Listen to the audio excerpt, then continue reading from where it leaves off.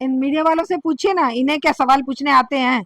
ये जब कहते हैं कि आम काट के खाया जाता है या छील के खाते हैं, आपकी पॉकेट में बटुआ क्यों नहीं रखते हो, आप ये क्यों नहीं करते हो, आप वो नहीं करते हो? किसी प्रधानमंत्री से ऐसे व्यक्तिगत प्रश्नों के लिए ग्रंथ लिख लो तुम अलग से, लेकिन पब्लिक प्लेटफॉर्म पे जनता से जुड़े हुए सवाल पूछिए कि ये गरीबी क्यों है, महंगाई लगातार क्यों बढ़ रही है, रोजगार क्यों नहीं है, शिक्षा की बर्बादी क्यों है?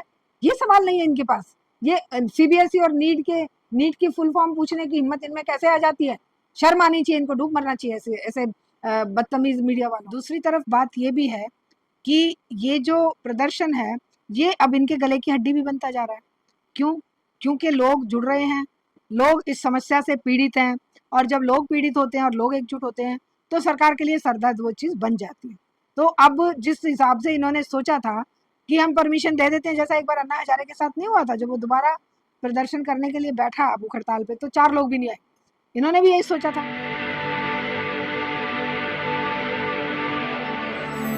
अभी मैं मेवालाल और आप देख रहे हैं बहुजन समय। साथियों, आज 12 दिन हो गए जंतर मंतर पर अभिजीत दीप के सीजेपी के फाउंडर संस्थापक बैठे हुए हैं और पूरे देश में एक समाचार खबर बन चुका है। लेकिन अभी भी जो सरकार है उसके कान में जू नहीं रह रहा।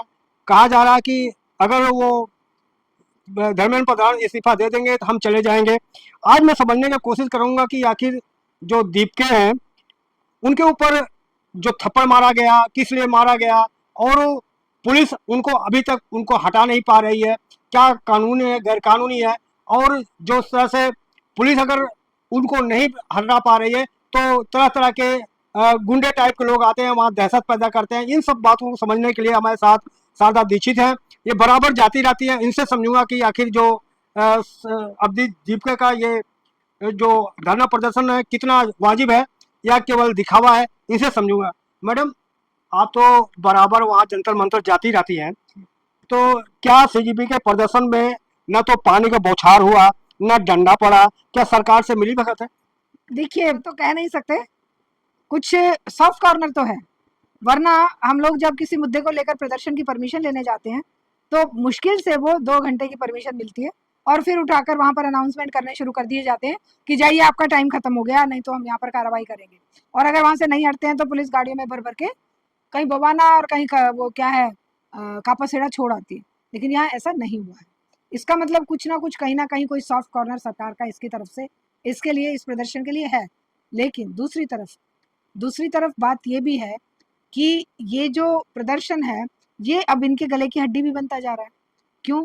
क्योंकि लोग जुड़ रहे हैं, लोग इस समस्या से पीड़ित हैं, और जब लोग पीड़ित होते हैं और लोग एकजुट होते हैं, तो सरकार के लिए सरदर्द वो चीज़ बन जाती है।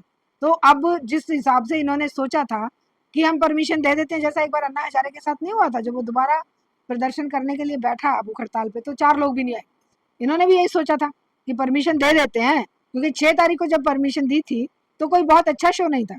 लेकिन अब ये आंदोलन रफ्तार पकड़ चुका है और एक जन आंदोलन की तरफ बढ़ रहा है, और मुद्दे भी बहुत ही ज़रूरी मुद्दे हैं कि धर्मेंद्र प्रधान जो इस सारी मुसीबत की जड़ है, जो पेपर लीक होने में मेन कल्प्रिट है, उसको तुरंत अपने नैतिक आधार पर इस्तीफा दे देना। इतनी मोटी खाल के लोग हैं, ये इतने असंवेदनशील, अंधे और बहरे लोग हैं, ना इन्हें सुनाई देता है ना इन्हें दिखाई देता है।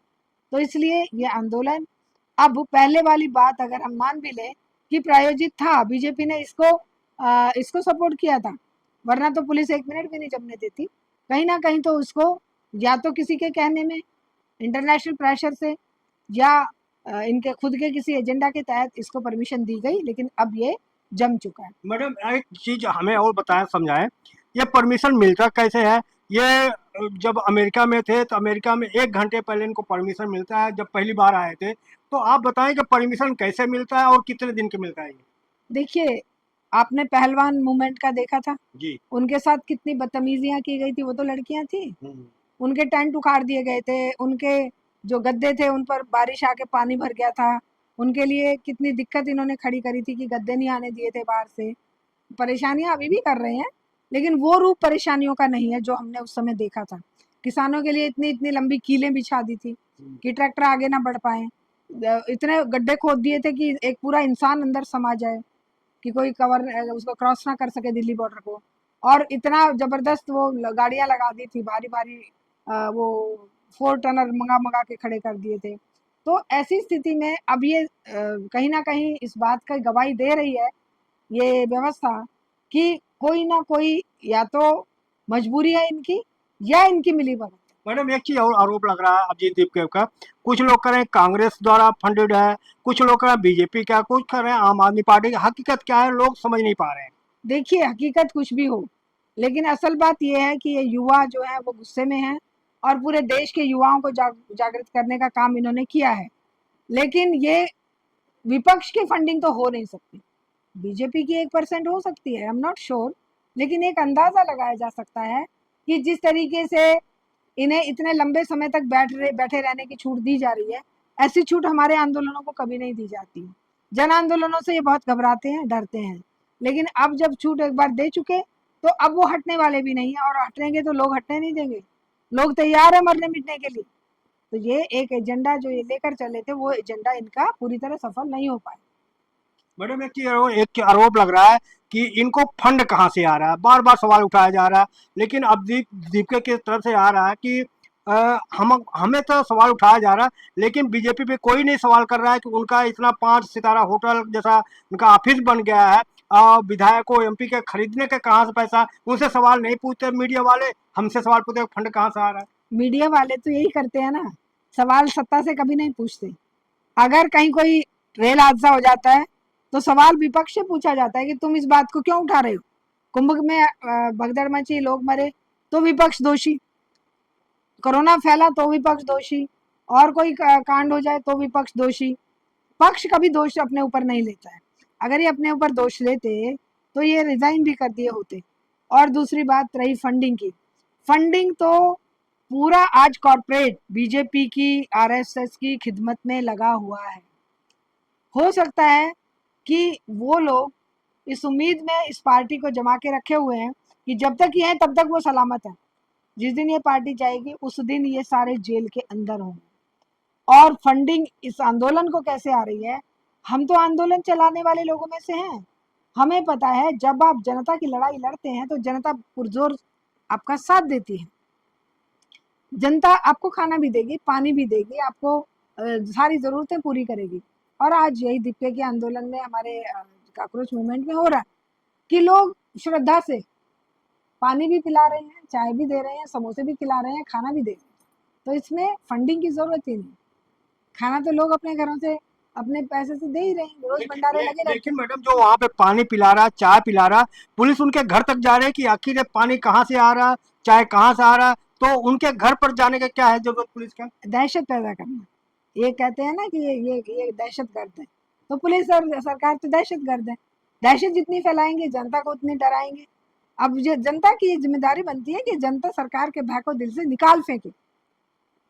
अभिजीत दीपके अगर सफल होना चाहते हैं तो किसी दबाव में ना आए और पूरे भय को तिलांजलि देके ठोकर मारकर डटे रहें, खड़े रहें, जनता उनके साथ रहेगी। मैडम क्या जो दीपके ये आंदोलन कर रहे हैं कानूनन है कि गैर कानूनन है, इनको कहा जाए कि जो निशु आजाद को मारा था करा कि हम तो संविधान मानने वाले हैं, ये गैर संवैधानिक है, आप क्या मानेंगे। देखिए कोई भी प्रोटेस्ट सरकार अपने खिलाफ कभी नहीं चाहती, और वो हमेशा प्रोटेस्ट की जो व्यवस्था करने वाले प्रोटेस्टर्स को हमेशा देशद्रोही साबित करने पे लगी रहती है। लेकिन ये गैर कानूनी नहीं है, ये कानून के दायरे में रहकर शांतिपूर्ण अपनी बात कहने का हक हर किसी को है। ये नियम सरकार क्यों बनाती है कि पहले परमिशन लो फिर हम कहेंगे उतनी देर बैठो। क्या अपने खिलाफ कोई बात उठाने के लिए किसी को कहता है कि भाई तू बता, मुझे गाली दे, मेरे लिए तू बोल, कभी कोई कहेगा? बिल्कुल नहीं। अगला तो गुस्से में जो बोलेगा बोलेगा। ये सरकार की एक नीति ऐसी है कि पहले परमिशन भी हमसे लो, कितनी देर बैठोगे वो भी हम बताएंगे, तो क्या बोलोगे वो भी हम बताएंगे। मैडम पुलिस अगर आधार कार्ड चेक करती है, पानी चेक करती है, तो आपको सुरक्षा के लिए होता है ना सर। जैसे मान लो पानी में कोई जहर भी आपको दे सकता है मिला करके, और क्या कहते हैं ना, आई कार्ड ना दिखे तो कोई भी आतंकवादी भी आ सकते हैं, तो चेक करने में क्या दिक्कत है। पुलवामा में चेक किया इन्होंने, पहलगाम में चेक किया, या जंतर मंतर पे चेकिंग के लिए लगा देंगे, वहां क्यों नहीं चेक किया? वो तो पूरा बीजेपी के अंडर में है, पूरा आर्मी, एयरफोर्स और नेवी, और वो नेवी तो खैर वहां नहीं है, आर्मी, एयरफोर्स और सीआरपीएफ और सीआईएसएफ और कितनी सारी फौजें वहां पर लगी हुई हैं। चप्पे चप्पे पर एक एक इंच पर फौज है, और उसके बाद भी इतने बड़े कांड हो गए। यहाँ बचाएंगे ये, यहाँ बचा देंगे। अरे लाल किले की सुरक्षा नहीं कर पाए तुम। यहाँ जो एक स्थान दिया हुआ है, एक जो डेजिग्नेटेड प्लेस है, उस प्लेस पे तुम बकवास कर रहे हो, उस प्लेस पे तुम आके चेकिंग कर रहे हो। वहां चेकिंग क्यों नहीं करी जहाँ जरूरत थी? आरडीएक्स की भरी गाड़ी पुलवामा में आकर लोगों को मार गई टकरा के, वो नहीं चेक कर पाए? ये जो रोज हादसे हो रहे हैं, रोज रेप हो रहे हैं, रोज मर्डर हो रहे हैं, वो नहीं चेक कर पाते तुम? यहाँ पर चेक करोगे कि पानी कौन पिला रहा है, उसके घर पहुंच जाएंगे, उसको धमकी देंगे, उसको बताएंगे कि तुम नहीं जाओगे, आने वालों के आधार कार्ड चेक करेंगे। ये कौन सी बात है भाई? ये कौन सा तानाशाही शासन है? ये कौन सा फासिस्ट रेजिम मैडम है? आप तो वहाँ बराबर जाती हैं, आप देख करके क्या आपको महसूस हुआ? क्या ये बच्चे दहशतगर्द हैं? क्या कहते हैं, जब से ये प्रधान जी बयान दिए कि ये दहशतगर्द का बी टीम है, अभी कर इनके अध्यक्ष उन्होंने कहा कि वायरस है। देखिए, दहशत गर्द खुद ये सरकार है, और जिसके दिल से वो दहशत खत्म हो जाती है, डर खत्म हो जाता है, तो उसी से सरकार डरने लग जाती है। इन बच्चों के दिल से दहशत खत्म अगर हो गई है, तो सरकार इन्हें दहशत गर्द कह रही है। दहशत गर्द, टुकड़े टुकड़े गैंग, आदिवासियों को माओ कहना, किसानों को खालिस्तानी कहना, और उन लड़कियों को जो बैठी हुई थी पहलवान बेटियां संविधान के दायरे में, उनको पाकिस्तानी या फलाना फंड दे रहा है, ठिकाना दे रहा है, कांग्रेस दे रही है, ये बकवास करना इनकी फितरत है। लेकिन उस पर ध्यान मत दीजिए, ध्यान इस बात पर दीजिए कि आंदोलन सही दिशा में जाए, सही मांगों के साथ जाए, और सरकार इस पर ध्यान दे। मैडम इंस्टाग्राम पर अभिजीत दीपके और विजेता दहिया को खुली धमकी दी जा रही है, करा कि हम पेल के आएंगे और पेलेंगे। क्या ऐसा शब्द अच्छा लगता है? देखिए, शब्दों की मर्यादा ये कब की भूल चुके हैं। जब इनके महामानव, जो सर्वे सर्वा हैं देश के, जो विश्व गुरु कहने का दावा करते हैं, कहलाने का, वो जब खुद इतनी घटिया बात कहते हैं अपने भाषण में, वो भी स्टेज से, कि तुम्हारी भैंस खोल ले जाएंगे, तुम्हारे बेटियों को उठा ले जाएंगे, हैं तुम कपड़ों से पहचाने जाते हैं 2.5 लाख की गर्लफ्रेंड, हाँ 2.5 करोड़ की गर्लफ्रेंड, मंगलसूत्र चुरा लेंगे तुम्हारे। ये शब्द किसी प्रधानमंत्री के हो सकते हैं? स्टेट हेड के हो सकते हैं? बिल्कुल नहीं। तो ये शब्दों की मर्यादा तो इस सत्ता ने कब की खो दी है, इस सिस्टम ने कब की खो दी है। मैडम क्या आप मानती हैं जो अभिजीत दीपके इतना पॉपुलर हुए हैं, ये कांग्रेस की कमजोरी आप मानती हैं कि नहीं? देखिए, कोई भी किसी बात को लेके पॉपुलर होने का अधिकार रखता है, पॉपुलर हो सकता है इस इंटरनेट के ज़माने में। लेकिन किसकी कमज़ोरी नहीं है, किसकी ताकत है, ये सब देखने सुनने की बातें हैं। नहीं, ये काम तो कांग्रेस का था ना, विपक्ष का था, वो वहाँ धरना प्रदर्शन कर, आज ये बच्चे वहाँ पे बैठ रहे हैं। देखिए, धरना प्रदर्शन कांग्रेस भी अपने तरीके से कर रही है, लेकिन जो सरकारें, जो पार्टियां, पॉलिटिकल पार्टियां चंदा लेती हैं पूंजीपतियों से, पूंजीपतियों के खिलाफ धरना वो कैसे दे दें? अगर ये धरना देने वाले होते तो आज इनकी इतनी दुर्गति नहीं होती। गली गली, मोहल्ले मोहल्ले, नुक्कड़ नुक्कड़ पर इनके वोटर्स हैं। ऐसा नहीं है कि कांग्रेस का बीज मिट गया, कांग्रेस पूरा का पूरा होल्ड रखती है, लेकिन कांग्रेस के अंदर ही तो वो कैपिटलिस्ट क्लास के सेवक विराजमान हैं, जो आरएसएस से हाथ मिला के काम करते हैं, बीजेपी से हाथ मिला के काम करते हैं। तो ये काम जनता का है अभी, और जनता का प्रतिनिधित्व जो भी दल करेगा, जनता उसके साथ आ लेगी। विपक्ष क्यों नहीं साथ दे रहा है? विपक्ष अभी मुझे लगता है कि वेट एंड वॉच की पोजीशन में है, और ये आंदोलन अगर आगे बढ़ता है और ईमानदारी से दीपके और ये कंपनी चलाते हैं, तो जरूर विपक्ष भी इनके साथ आएगा। मैडम ये सीजेपी जो है पॉलिटिकल है या सामाजिक है ये आंदोलन? देखिए, कहने का उनका मकसद तो सामाजिक ही है, लेकिन कल जिस तरह से मैं बात कर रही थी, सुन रही थी, बच्चों के अंदर आग है, और ये सबको पता है कि बिना राजनीतिक भागीदारी के, बिना राजनीतिक चेतना के जनता के मांगे पूरी भी नहीं हो सकती, जनता का कल्याण भी नहीं हो सकता। अरे इन बच्चों के अंदर कोई प्लान नहीं है। प्लान नहीं है तो बन जाएंगे ना, रोज रोज प्लान बनेंगे, रोज रोज उन पर इम्प्लीमेंटेशन होगा। इस बात की चिंता सरकार क्यों कर रही है? इस बात की चिंता मीडिया क्यों कर रहा है? इस बात की चिंता तो वो लोग करें या हम जैसे लोग करें जो उनको साथ दे रहे हैं। मीडिया साथ क्यों नहीं दे रहा मैडम? दूरी बना रखा है पूरा। मीडिया बिका हुआ मीडिया किसका साथ देगा? उनकी फंडिंग बंद हो गई, एड मिलने बंद हो गए, तो घर में रोटियों के लाले पड़ जाएंगे। ये हिम्मत किसी में है नहीं कि भाई जब 80 करोड़ जनता भुखमरी की कगार पे है, 5 किलो अनाज पे जी रही है, तुम भी ले लेना, क्या हो गया? देश तो बचेगा। तुम्हारी अपनी जो संस्थाएं हैं, उनको बचाने के लिए, रोटी बचाने के लिए, अपने आप को उनके पैसा मिले इस बात को लेकर तुम बिक रहे हो। और चुप्पी साध के बैठे हो, हर मामले पे चुप्पी साध लेते हो। मैडम जंतर मंतर पर क्या हो रहा है कि निशु आजाद लड़की है छोटी सी, उसके पिता वहां पर वीडियो बना रहे थे तो उनको कुछ गुंडे आके मारते हैं और उनके माँ बाप को लहू लुहान करते रो रो के बता रही है क्या हो रहा है जंतर मंतर। देखिए, ये जो इस तरह के तत्व हैं, ये सरकार क्या चाहती है? किसान आंदोलन में हम देखते थे कि ऐसे गुंडों को भेजा जाता था, कई बार अटैक करवाया, गांव के ही लोगों को खड़ा कर दिया जाता था कि रास्ता बंद कर रखा है। आज भी वही स्थिति है। ये वो गुंडे बदमाश बच्चे हैं जो बेचारे बेरोजगार हैं। बदमाश नहीं है ये, गुंडे नहीं है ये बना दिया है उनको।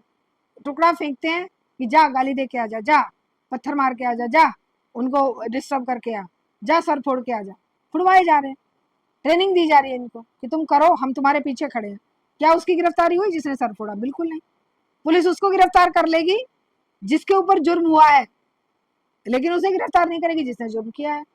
मैडम अभिजीत दीपको को जो थप्पड़ मारा करा हमने इसलिए मारा तो करा कि ब्राह्मणवाद से आजादी, मनुवाद से आजादी, आरएसएस से आजादी, ये नारा लग रहा है इसलिए हमने थप्पड़ मारा। वो तो सच्चाई है, आजादी तो चाहिए। आजादी, मेरे से भी कोई पूछ रहा था कि आजाद देश में किस बात की आजादी चाहिए? मैंने कहा ये देश आजाद है। यहाँ न्यायालय में चले जाइए, आप पैसे के गुलाम है, पूंजी के गुलाम है, एक विचारधारा विशेष के गुलाम बन जा रहे हैं। आप यूनिवर्सिटियों में चले जाइए, बच्चों को किस तरह से बर्बाद किया जा रहा है। आप स्कूलों में चले जाइए, सिलेबस का क्या बंटाधार किया है। कहाँ की आजादी है? ये तो गुलामी है, और अंग्रेजों से बदतर गुलामी है। मैडम जिस तरह से अभिजीत दीप का करा कि यार हिंदू मुस्लिम की राजनीति नहीं चलेगी तो किसके पेट में दर्द हो रहा है वहाँ बाहर से देखो कितना गुंडे बदमाश भेजे जा रहे हैं। इस व्यवस्था के पेट में दर्द हो रहा है। व्यवस्था मुट्ठी में कैद है पूंजीपतियों के जो सेवक हैं, मैनेजर हैं, वो सत्ता में उनके लिए लूट की छूट देते हैं, उनको सामान बेचते हैं, पूरे संसाधन बेचते हैं।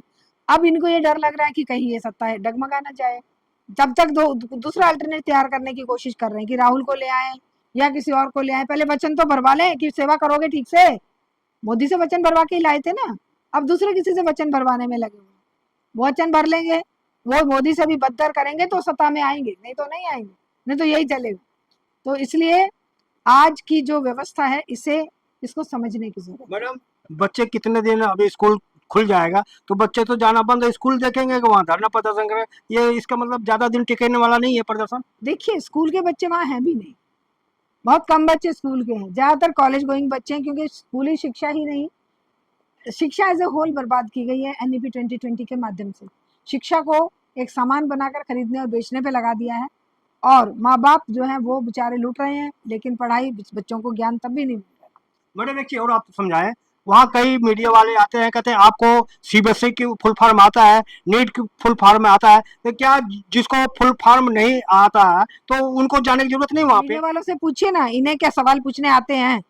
ये जब कहते हैं कि आम काट के खाया जाता है या छील के खाते हैं, आपकी पॉकेट में बटवा क्यों नहीं रखते हो, आप ये क्यों नहीं करते हो, आप वो नहीं करते हो। किसी प्रधानमंत्री से ऐसे व्यक्तिगत प्रश्नों के लिए ग्रंथ लिख लो तुम अलग से, लेकिन पब्लिक प्लेटफॉर्म पे जनता से जुड़े हुए सवाल पूछिए कि ये गरीबी क्यों है, महंगाई लगातार क्यों बढ़ रही है, रोजगार क्यों नहीं है, शिक्षा की बर्बादी क्यों है।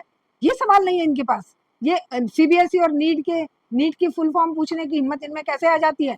शर्म आनी चाहिए इनको, डूब मरना चाहिए ऐसे ऐसे बदतमीज मीडिया वालों। तो क्या ये बच्चों का प्रोग्राम जो चल रहा है क्या परिणाम निकलेगा आपके निगाह में? परिणाम कुछ भी निकले, लेकिन आज स्थिति ये है कि युवाओं में एक हलचल पैदा हो गई है। एक आंदोलन, ये चाहे सफल हो या विफल हो, एक आंदोलन दूसरे आंदोलन के लिए रास्ता बनाता है, और वो आंदोलनों की प्रक्रिया, जन आंदोलन एक के बाद एक चलते रहेंगे जब तक सही नेतृत्व, सही विचारधारा और सही पार्टी इनके नेतृत्व में नहीं आ जाती, और एक सामाजिक और राजनीतिक और आर्थिक क्रांति इस देश में नहीं हो जाती। मैडम आपने तो बहुत सारे लास्ट सवाल आपसे, बहुत से आपने धरना प्रदर्शन आंदोलन देखा है, और आंदोलन में और दीपके के आंदोलन में क्या अंतर फर्क दिख रहा है? देखिए, अंदर से जो प्लानिंग और जो एक कमेटी के अकॉर्डिंग आंदोलन चलना चाहिए वो तो कमी है। ये तो बच्चे हैं, ये तो ऑनलाइन के हिसाब से अपनी तैयारी की है, लेकिन जो जनता है वो जनता बिल्कुल समर्पित है। आंदोलन के लिए आवाज देने की देर थी कि बहुत सारे लोग आकर एकजुट हुए हैं, और वो ईमानदारी से लड़ भी रहे हैं, अपनी बात भी रख रहे हैं, और मीडिया को भी सही जवाब दे रहे हैं, मीडिया को भगा भी रहे हैं जो गोदी मीडिया। तो ये आंदोलन का सबसे बड़ा जो फायदा है, समाज के अंदर एक हलचल पैदा करना। मूवमेंट का मतलब ही होता है हलचल। तो हलचल पैदा की नहीं है। मैडम, सोनम वांगचुक तो कर रहे हैं कि आप लोग किसी मनवादी मीडिया, गोदी मीडिया मत बोलो, सबको इजाजत है तो सब आए। सबको इजाजत तो है, लेकिन जनता से जब वो टेढ़े मेढ़े सवाल करते हैं जनता इरिटेट होती है और जनता ही उनको भगा देती है। ये तो अपने गुंडे ट्रेंड करके भेजते हैं, लेकिन यहाँ के जो लोग हैं वो रियल में अपने कष्टों से परेशान होके उनके टेढ़े मेढ़े उल्टे सीधे सवालों को जवाब देने की बजाय उन्हीं को भगा देते। चलो धन्यवाद बस, आपने सारे सवालों को जवाब दिया। तो देख सकते हैं किस तरह से मैडम ने खुल करके अभिजीत दीपके का वो आंदोलन का और भी जो बड़े बड़े आंदोलन हुए सबकी बात उन्होंने बताया। ये बराबर वहाँ जाति रातियाँ और सामाजिक आंदोलन में भी जुड़ी है। अब कैसी रही बातचीत प्रतिक्रिया में ये बताएं, और हमारे चैनल पर नए हैं हमारे चैनल को सब्सक्राइब करें, लाइक करें, कमेंट करें। धन्यवाद। मैं मेवालाल, बहुजन समाज पार्टी।